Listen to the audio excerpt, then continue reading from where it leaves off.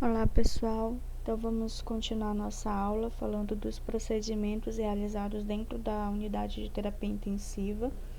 Esses procedimentos que são realizados dentro da unidade, alguns são realizados pela equipe médica e a equipe de enfermagem permanece acompanhando, né? Outros serão realizados por nós mesmos, pela equipe de enfermagem, mas nós vamos falar hoje dos acessos vasculares. Então, os acessos vasculares são procedimentos que na nossa prática nós fazemos os acessos periféricos e existem aqueles que são mais complexos, né, que exigem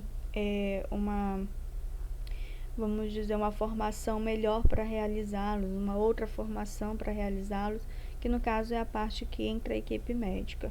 Nós ficamos mesmo com a parte de acesso periférico. E é importante que vocês conheçam sobre os outros tipos de acesso vascular, porque nós trabalhamos e lidamos com esse tipo de acesso. Então, você vai olhar para um paciente, ver ele com acesso central e não sabe o que é um acesso central, fica difícil para você entender o que está sendo feito, realizado naquele paciente. Então, vamos começar falando da definição. Nós sabemos que os acessos vasculares, eles são formas de obter uma entrada, né, de substâncias para o organismo diretamente através dos vasos sanguíneos. Os tipos podem ser de diversas maneiras, pode ser através de dissecção ou cateterização. Então, conforme a dissecção venosa ela pode também ser conhecida como flebotomia. A flebotomia, apesar de ser uma via, um tipo de acesso venoso, ela não é algo que você vê com muita frequência. Porém, é uma forma de acesso que existe, de última escolha, assim, ou quando é uma situação de emergência, não consegue ter um acesso periférico, não consegue ter um acesso central, não consegue ter um acesso intraósseo. Então, realmente, esse paciente ele precisa de um atendimento de emergência e o acesso venoso não está sendo possível. Uma outra opção que se tem é a dissecção venosa ou flebotomia. Então, ela vai ser indicada quando não é possível, uma punção venosa não é possível, e quando o paciente ele precisa imediatamente desse acesso venoso. Alguns vasos que podem ser utilizados são veia antecubital, veia safena, veia femoral e veia axilar, sendo a primeira escolha sempre a veia safena. Então, a flebotomia ela é realizada desta maneira, como vocês já viram em clínica cirúrgica, centro cirúrgico, tudo que termina em tomia é abertura, né? Flebo diz respeito a vasos sanguíneos, de forma que flebotomia é a abertura desses vasos sanguíneos. A exposição, né? Tendo a abertura desses vasos sanguíneos, o médico faz a pequena incisão, vai colocar o catéter aqui, fixar esse catéter para que nós tenhamos uma via de acesso para a administração de medicamentos. Aí tem a veia antecubital, que ela é utilizada, é um dos vasos mais calibrosos, né, que fica na parte periférica, que pode ser utilizado também. Temos como os principais materiais equipamentos de proteção individual, que devem estar disponíveis para o médico que vai realizar o procedimento, campo esterilizado, material para fazer antisepsia, anestésico tópico, pacote de gás esterilizada, lâmina de bisturi, ou seja, uma mesa montada para uma pequena cirurgia. Tá? Então, ela é realizada dentro da UTI mesmo, porém é uma pequena cirurgia, a gente tem que organizar essa mesa para esse procedimento. O anestésico ele é tópico, até porque às vezes o paciente já está inconsciente.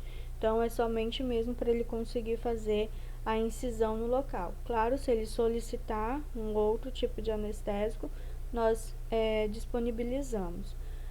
Catéter a ser utilizado, tá? Então, não é o catéter comum, vai ser o catéter próprio para esse procedimento. Seringa de acordo com o medicamento ou solução que vai ser administrado.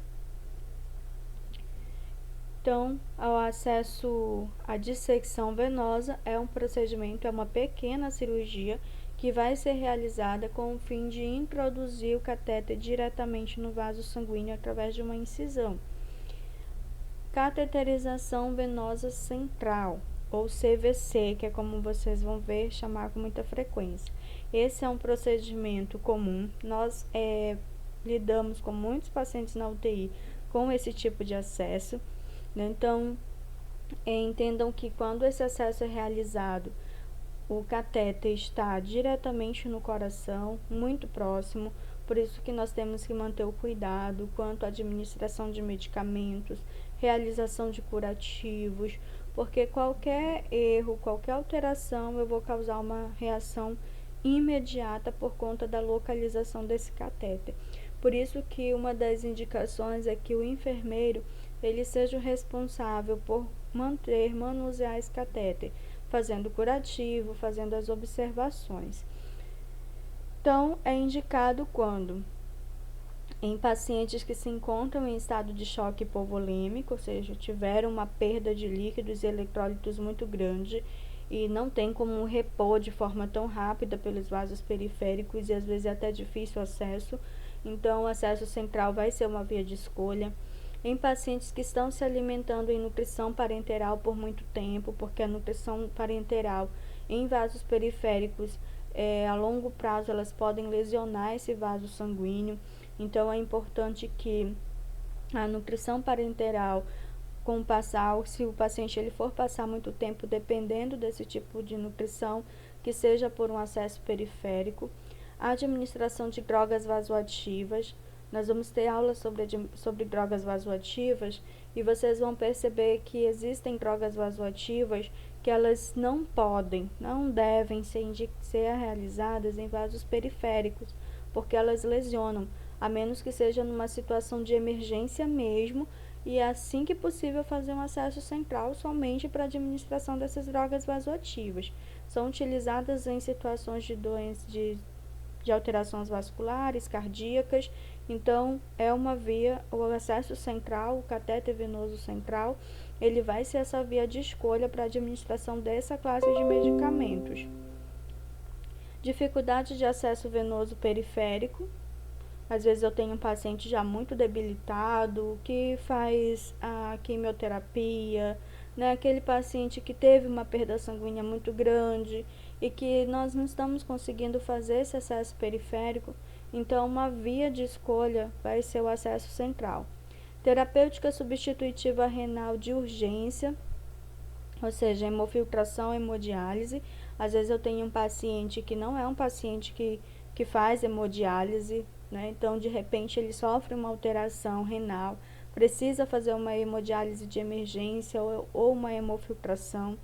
Aí, nesse caso, o acesso central ele é mais rápido do que fazer uma fístula, que é um procedimento cirúrgico realizado para esses pacientes que fazem a hemodiálise constante. Ou então a fístula está obstruída, então existem várias situações aí que pode ter a necessidade do paciente fazer uma hemodiálise, uma sessão da hemodiálise através do acesso central. E é importante saber que ela serve como essa via de escolha nessa situação de emergência. As veias que são utilizadas: subclávia, jugular, basílica e cefálica. Geralmente, né, a gente coloca aí como essas quatro, a literatura ela dispõe como essas quatro veias a serem utilizadas, mas geralmente você vai encontrar ou na subclávia ou na jugular. Raramente você vai encontrar na basílica ou na cefálica. Então, aqui tem-se a veia basílica, né? Sempre que vão, só que a opção sempre vai ser mais próxima à parte central do corpo. A cefálica também, sempre vai, ela tem todo esse percurso, mas sempre vai escolher mais próximo à parte central. Tem-se a subclávia, né? Deixa eu voltar aqui para mostrar a jugular. E aqui a veia jugular. Então, esses são os locais onde as veias, onde geralmente pode se utilizar para um acesso venoso central. Os catéteres venosos centrais, eles podem ser classificados de duas maneiras. Quanto ao tempo de uso, que ele pode ser de curta ou longa duração, e quanto ao tipo de material, que eles podem ser de silicone ou poliuretano, que são os mais comuns. Então, esse é de poliuretano, silicone, poliuretano também. Então, tempo de permanência, que geralmente está associado também ao tipo, né, a material com que é feito esse catéter. Então tem catéter de Teflon, catéter venoso de Teflon, que é um dos tipos de material utilizado. Ele pode permanecer no local onde foi inserido, na cefálica, basílica, jugular, subclávia, até 72 horas. O de poliuretano, até 96 horas. O catéter de Schwann-Ganz, catéter arterial pulmonar, ele é um tipo de catéter de acesso central que também auxilia no tratamento do paciente com diversos tipos de patologias, porque tem várias indicações em relação a esse tipo de catéter, doença cardiovascular, insuficiência cardíaca congestiva. Então, uma série de indicações tem para esse tipo de catéter. Ele tem um tempo de duração maior, que pode ser até 5 dias. Catéter central de inserção periférica, ele não tem um tempo programado, mas o que a gente orienta? Que seja trocado a cada 24 horas. Quando possível, dependendo de como é feita essa questão dentro do setor que nós trabalhamos, que às vezes cada um adota, né, o seu protocolo, e aí é colocado que pode ser, dependendo do local, até 24 horas, mas sempre trocando. Neonatais e pediátricos, como geralmente eles ficam por pouco tempo com esse catéter, e às vezes é só para resolver uma situação momentânea mesmo, aí pode ser ficar até o final, mas até o final da internação dele, mas se houver qualquer tipo de complicação, aí vai haver a necessidade de troca, né, ou fazer um outro tipo de acesso. E tem o cateterismo umbilical, esse a gente vai falar quando chegar na parte de UTI neonatal. Os catéteres umbilicais, eles podem ser arteriais e venosos. Esses anteriores são venosos. Os umbilicais, eles podem ser tanto arteriais quanto venosos, sendo que os arteriais, eles duram em média 5 dias, eles podem permanecer nessa artéria umbilical por 5 dias e o venoso por 14 dias. Isso a gente vai falar dele mais à frente na parte de UTI neonatal. Algumas possíveis complicações que podem existir em relação ao acesso central: infecções, formação de hematomas, flebites, né, entre outras complicações, extravasamento de vasos, né, lesão desse vaso e por aí vai, não somente para catéter central, como qualquer outro acesso venoso, podem trazer essas complicações para o paciente.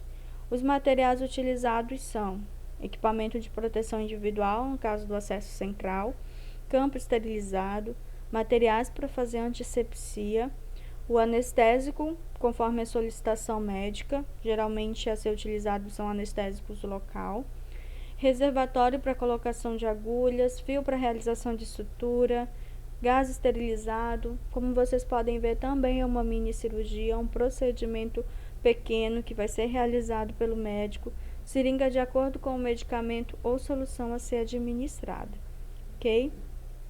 Então, essa é a nossa aula de hoje em relação a acessos venosos.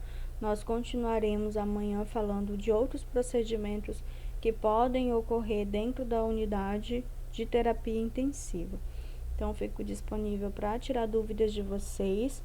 É importante que vocês conheçam esses tipos de procedimento, porque os nossos pacientes da unidade de terapia intensiva, eles ficam com esse dispositivo, principalmente acesso central, constantemente, tá? O curativo deles é realizado de forma asséptica, de forma estéril. Então, o enfermeiro, nós como equipe temos que observar qualquer tipo de alteração que o monitor mostrar, principalmente relacionada à questão de oxigenoterapia, batimentos cardíacos. A gente deve ficar atento caso esse paciente esteja com um acesso central, que pode ser uma complicação relacionada a esse tipo de acesso, ok?